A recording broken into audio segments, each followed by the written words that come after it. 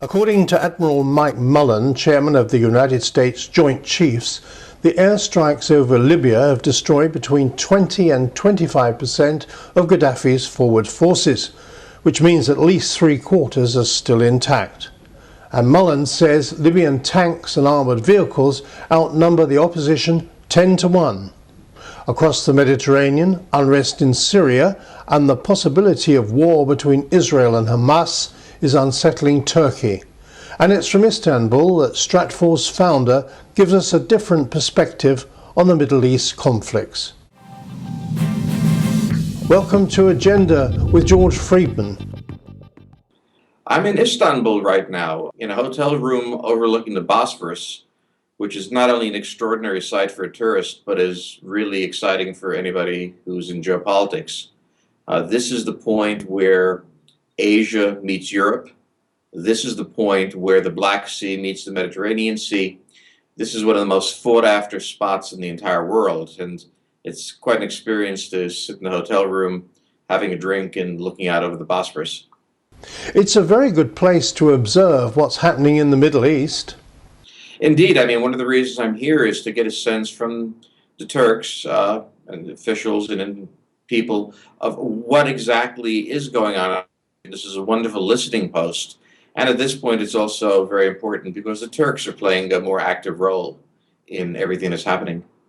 George, I'd like to come back to the Turks in a moment, but let's just look briefly at Libya as it enters the third week of the civil war. We have the military assessment, but on the other side we have the defection of one of Gaddafi's men with blood on his hands, Musa Kusa, the former intelligence chief and foreign minister. He's shown up in Britain and is being debriefed in a safe house.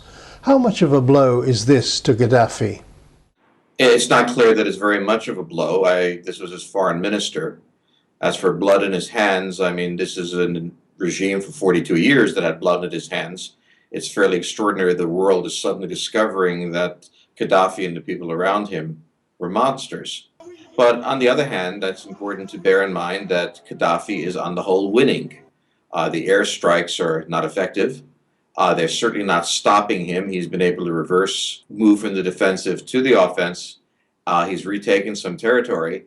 And the Eastern Alliance that NATO is clearly backing, whatever it says, is simply not able to gel into an effective military force. I think the Turkish position from the very beginning was that this was a fairly arbitrary war. That the decision to move into Libya instead of any of the other countries was random, but more to the point that it didn't particularly provide any stability for the region, and in fact probably destabilized it somewhat, opening a door, they feared, for some very radical Islamists, and moreover not being able to get rid of Gaddafi. They're certainly very concerned about what's happening in Syria. That's right on their border. They're also always concerned about what the Iranians are doing, although they try to reach out and have decent relations with them.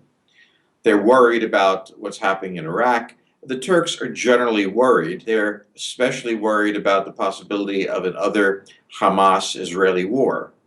And the reason they're worried about a Hamas-Israeli war is that if Hamas were to carry out strikes that the Israelis chose to counter with another attack on Gaza, this might strengthen the Muslim Brotherhood in Egypt. It could destabilize the regime there. And the Turks really don't want to see that happen right now. They want to see a stable Egypt. They want to see a stable Eastern Mediterranean. So the Turks have many things that make them uneasy. And one of the things that makes them uneasy is their NATO partners. They can't quite figure out what it is they think they're doing. As you said, the Turks are concerned about what's happening in Syria. It is not so much about democracy versus repression.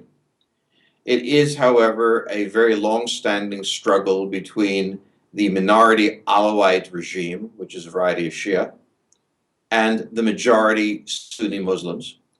The Sunni Muslims were brutally repressed by the current president's father years ago. Tens of thousands were killed.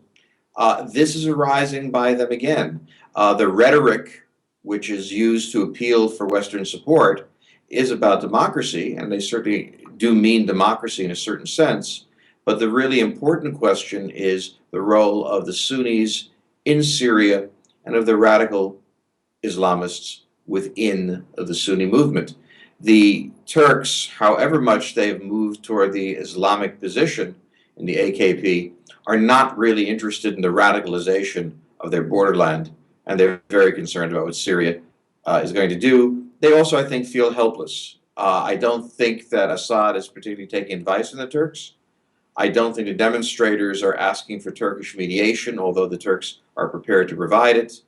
And I think it's a very uncomfortable position for the Turks to be in. Looking ahead, what do you think Turkey's strategy will be?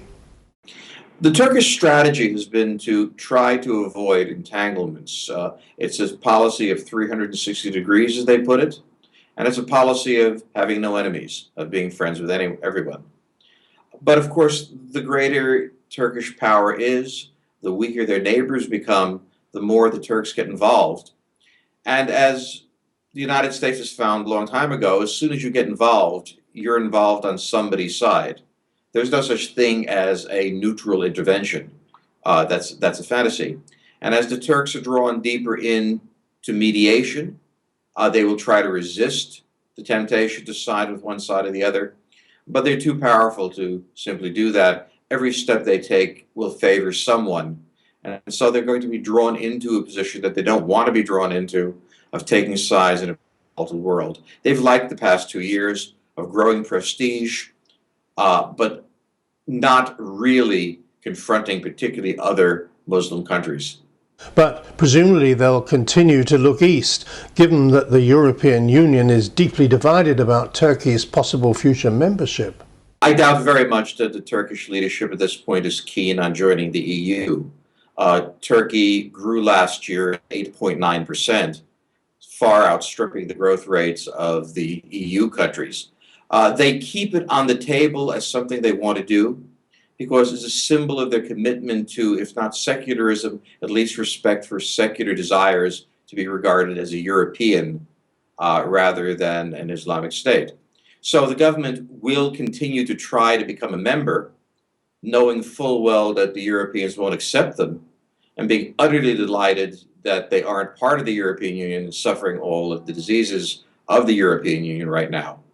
And particularly at a time when you have such a deep divide between France and Germany over a host of issues, but particularly over the Libyan war, the Europeans are not a force to be reckoned with as a whole, and the Turks are happy to be staying out of their way.